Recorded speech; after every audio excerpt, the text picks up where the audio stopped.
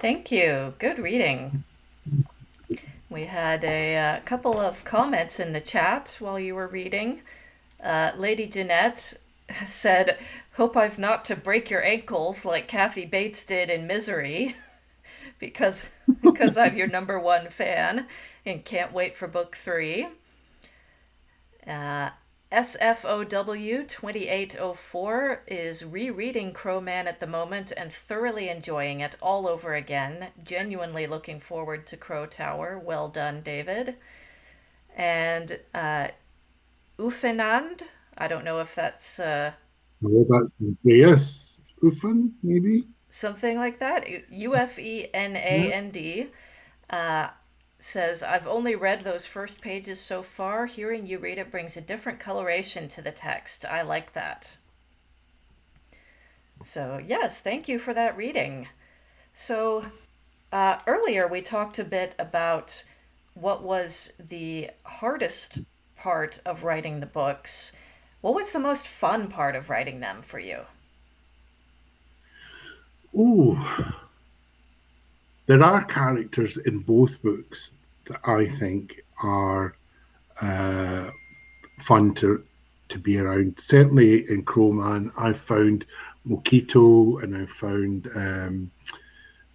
Juana and I found uh, oh the soldier doesn't die. I found a lot of those characters really fun and energetic because they were straightforward. Um, the story is not straightforward. In fact, particularly Juana's story is quite tragic, really. But Zintoa, on the other hand, is he's so straightforward and so kind of almost stupid, frankly.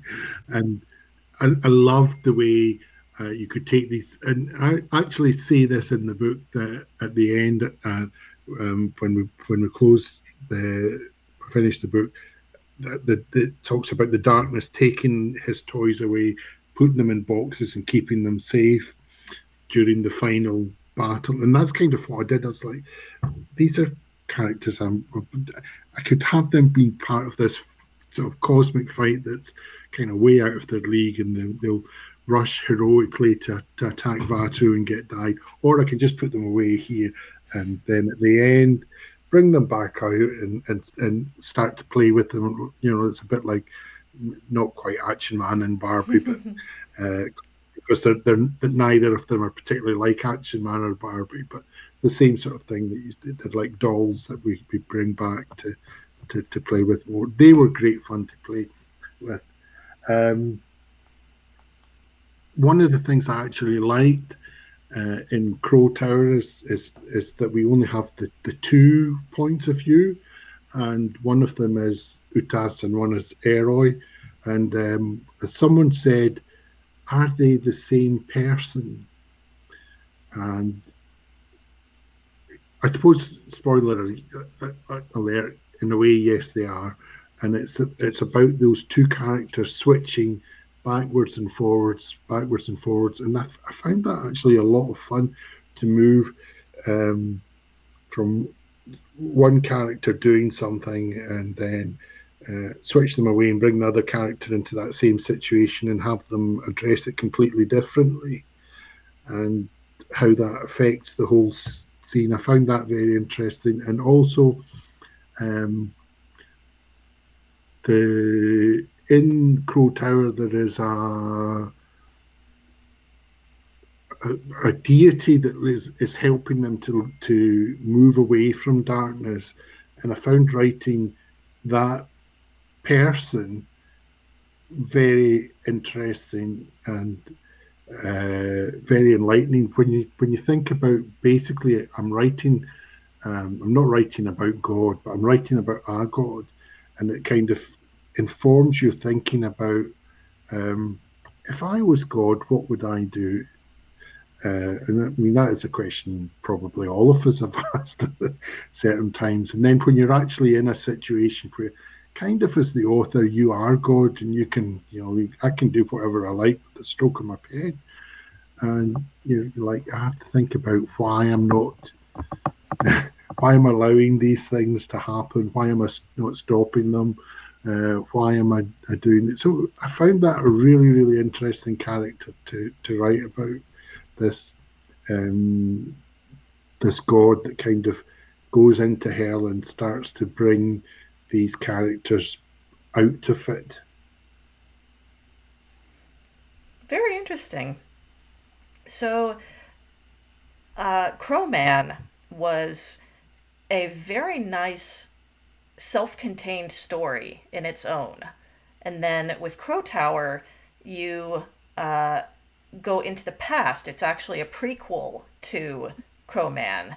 So I don't know the details on the third book yet, but it does make me wonder, uh, was the order of the trilogy always planned out that way, or did it like kind of come about naturally as you wrote the first book? So the whenever anybody writes a particular fantasy book, the word trilogy is always in the back of their minds. I'm not going to pretend that you didn't think, oh, I didn't think, oh, well, this could be three stories, but certainly the whole three-story arc was not plotted out and decided, and we knew where we were going when I started writing the book. In fact, probably I didn't even really know what was happening at the end of Crowman when I wrote the first line. Um, and I'm actually okay with that. I'm actually okay with that, even though in some ways when you start Crowman, it's almost like a different book from the one it ends up as. And I think that is part of something I actually love about it. That the book itself is almost a living thing that changes and kind of directs me into to do differently. And similarly with CROWTOWER, I had a much clearer idea of what that was going to be when I started. But even then, um, things and themes and ideas were generated along the way, and generated as much by the characters and their responses and their way of doing things as by any conscious effort on my part to sit down and to make deep, meaningful plotting and I have other friends who are authors, and they say, "Yo, you should be using the story grid, and you should be doing you've got this arc that you've got to work on, and this is the way your story is structured." And I think in terms of structure, both of the books do follow redemption arcs quite nicely. That they're um, I don't think they're I think they follow a fairly conventional structure, maybe too conventional for some people. I don't know. They're both very linear, that's for sure. Um, but yeah, I certainly didn't know where I was going when I started, but I like where I'm going, and I like where I've been.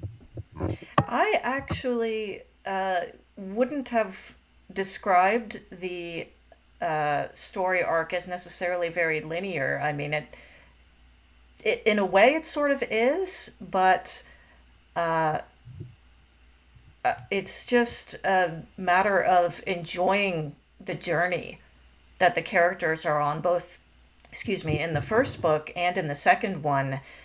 Uh, I suppose, depending on how you analyze it, it could look very linear, but uh, from my point of view, when I was reading them, it just flowed, and I So think your yeah, narrative style really helped just follow along the journey, and it didn't. so Mhm. yeah, and I think there are reveals along the way that make you question and re-examine things that came prior. Mm, Uh, but the actual narrative, the chronological order of events is linear. true.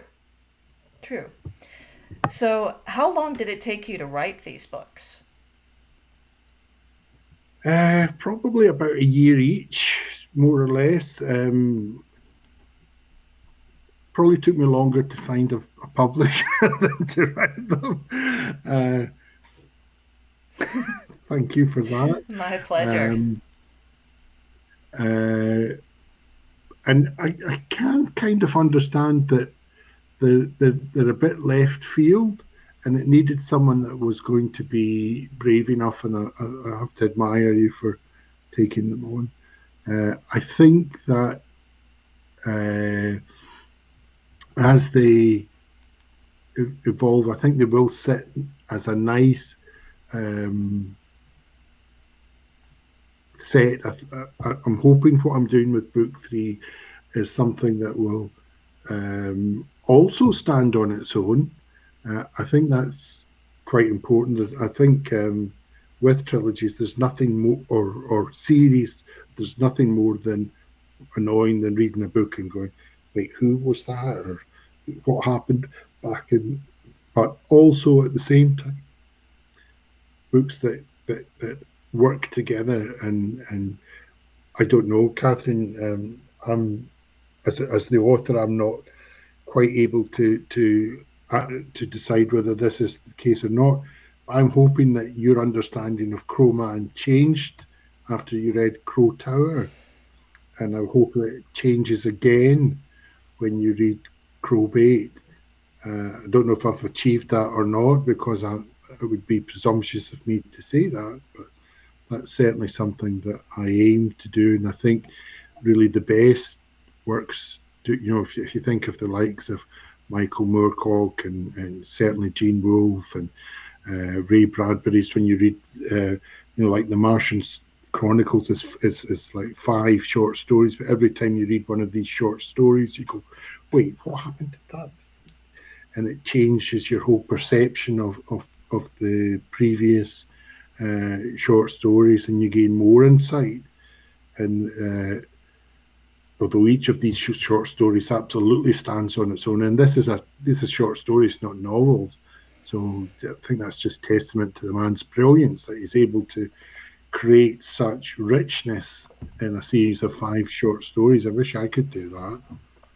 I've always found short stories a tricky beast, personally. I I generally, as a writer, think in novels, so I can definitely appreciate the difficulty there, especially with trying to do a larger story within the short stories. That's definitely praiseworthy.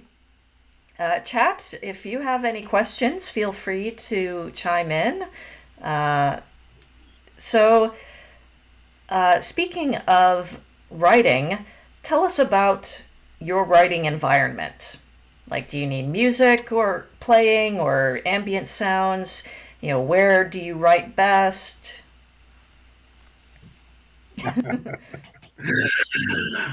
Um, I've written in all sorts of places.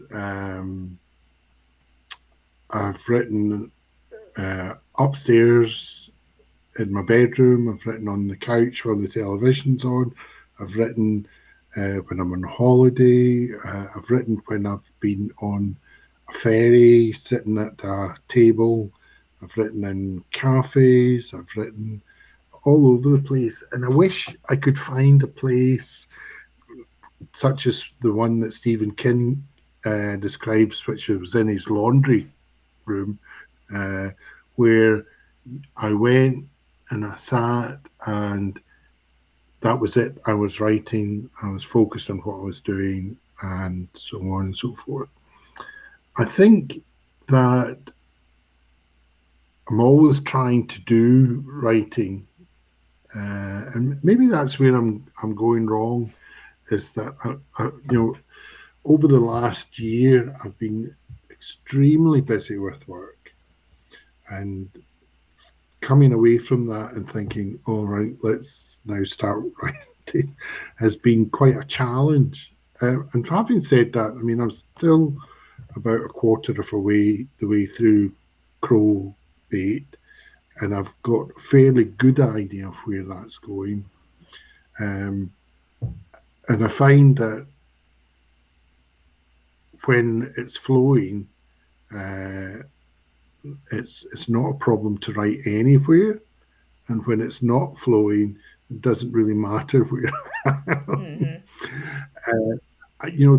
There's times when I've got up at 6 o'clock in the morning and spent an hour, 2 hours writing, and then going to my work, and that's because I've been in my bed and the story has been, what's the word, working away in my mind, and I can't get out of bed. Oh, yeah, and I better get this bit down and all the rest of it. And I do feel guilty on the days when I don't do that. I don't get out of my bed at 6 o'clock and write. But maybe that's because there's nothing there to write. Or maybe not. Maybe if I did get up more, then maybe it would be something. Yeah. But also, I have a family. I have a wife. I have kids. So even at that, there are other things that I have to do in my life, or should be doing. I'm not. I'm not certainly not saying that I shouldn't. I should be ignoring the expense of writing. My wife's not far off, I can say. But it's actually, when it's there, it actually just comes out okay. It doesn't matter. I do wish I had a solution to this. And I'm not sure if I was not working, it would be any easier, because I think I would find other things to do, and other things to focus on. But when it goes, I mean, like Stephen King, I have written 5, 6, 7, 8,000 words in a day, just not every day. Mm-hmm. Well, certainly with a very busy day job, that's impressive, because I can tell you. Uh, I might have been on holiday. I might have been on holiday. okay, yeah, I think I've managed to do a couple of days of writing 5,000 words, in my writing career, but the average is definitely a bit lower. And that's fine. I think as writers probably beat ourselves too much over the head about our productivity. If you were an artist or a painter, um, you wouldn't say, "Oh, how many canvases have I done today? How many brush strokes?" Mm-hmm. So why do we have that attitude as writers? We shouldn't. Yeah, absolutely. I don't know. Maybe artists do think that. I don't think they do. Not the ones I've So been. Uh, we've got a couple questions from the chat. Ufinand, I hope I'm pronouncing that properly, says, "But you must have a certain discipline to write a bigger project like this trilogy, no?" No, I think the project itself is the driver, not necessarily me. If that makes any sense, um, the book doesn't write itself, but if the book is there nagging you to do it, that's not about discipline. That's about something there that you have to. It's almost like you're haunted by your book until it's finished. Mm-hmm. Uh, So, I mean, that's what happens. You don't need to break my legs to put me in bed to write. It nags away at you, and you think, how that's just got to. I've got to do this. I've got to do this. So, Lady Jeanette Thompson asks, "When do you think you'll finish the trilogy? And please don't finish like Stephen King. He's rubbish at finishing a story. You're better than that." Oh, I'm not going to disagree with you, Jeanette. um, so okay. I would hope that we would have at least a first draft within 6 months from today. I've got about a third to a quarter of it down. I've got a reasonable idea of what's happening. I've got a set of characters. I've got a whole load of things that have got to happen.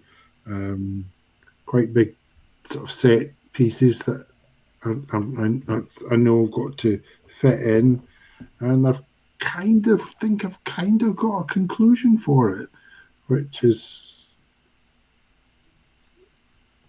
something. Yeah, and that's the driver for it. I think sometimes, even having said that, other projects can also what's the word I'm looking for? Pull you away from something, and sometimes actually that's not a bad thing. And maybe what you need to do is actually explore that project up to a point and then move on. Because if you've got maybe a project that I'd really like to, I've got an idea for that. It nags and you feel bad because you're not actually writing anything about this other project because you're so busy writing a different one. Then maybe the thing to do is just take a couple of days and get that out of your system and move back to what you're doing. So, do you have any other books or other writing projects in the works? Two big projects. um, I've got another project about it's a sort of steampunk series, and I've written the first one of that, and the second one I've got about a third of it done, and I've got a series of straightforward sort of gothic horror police procedurals, and I've got the first one of a series 3 done, but it's the cyberpunk that had been, I think, I'd been struggling with Crowman, Crowbait, which is the third one, and then I thought, well, if I can't get the, just do it. So I wrote that third section, and since having done that, I'm finding that Crowbait is actually running a little bit easier to focus on and to work on. The other two, the other pieces of writing are there, but they're not demanding my attention the way this piece of work was. Okay. Now, and now Crowbait is demanding my Good attention. to hear. SFOW 2804 asks, do you anticipate Crowbait closing off the world entirely, or are there any spin-off stories within the same universe in mind? That's an excellent question. I think it's a very interesting universe, and I think it's about to become even more interesting. um, in a very real sense, as you said, Crowman is quite a discrete piece. It stands very much on its own, and in the sense of the redemption arc, it probably does finish at the end of Crowman. However, having said that, there is always something else that comes to your mind. So neither of these books, and I hope I'm not disappointing anyone, including Crowbait, is about what happens after the end of Crowman.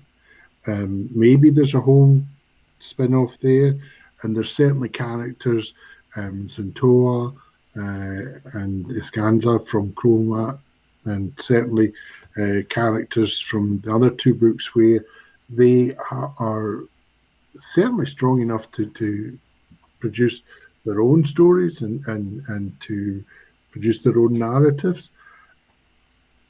It will depend. The project was conceived as 3 books, and it will depend on having completed that, whether that is strong enough to pull me away from other projects.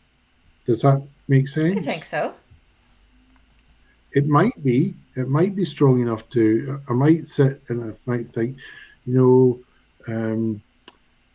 Gattuso's wife, who was she? Makito, how did he end up with his mother in a dirt farm in the middle of nowhere with his mother dead and some lout looking after him and abusing him? Maybe these stories are there and maybe they will pull me back in. But and of course, I don't. The other option is that other people can write the same That's universe. true. That's not. I mean, it's not. There's nothing particularly copyright about this universe, but I'd certainly be interested in listening to other people's ideas about what they feel could happen or where it should go. I mean, that's really that's an interesting. I don't know who that is, but if anybody's wanting a collaborative project, I love collaborative projects. So You heard um, if you want to contact Kathleen and we'll see about doing something together, I'd be up for that. you heard it right here. Be sure to go to brain-lag.com if you're interested. SFOW2804 says it's Stephen here. Oh, Stephen. Okay.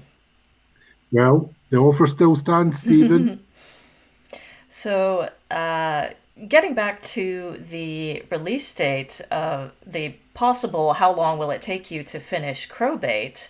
So, CROWTOWER came out 15 months after Crowman. So, do you think we could manage 15 months for Crowbait? Yes. Excellent. No pressure, Kathleen. No, absolutely. We're not setting deadlines No here, pressure. but just So yeah, it's about having that focus, and I suppose, as Andrea says, having the discipline to actually produce this, and it's there. It's Crowbait has a. In fact, I'll tell you what I could do is I could actually read you the first chapter of Crowbait. I think that sounds wonderful.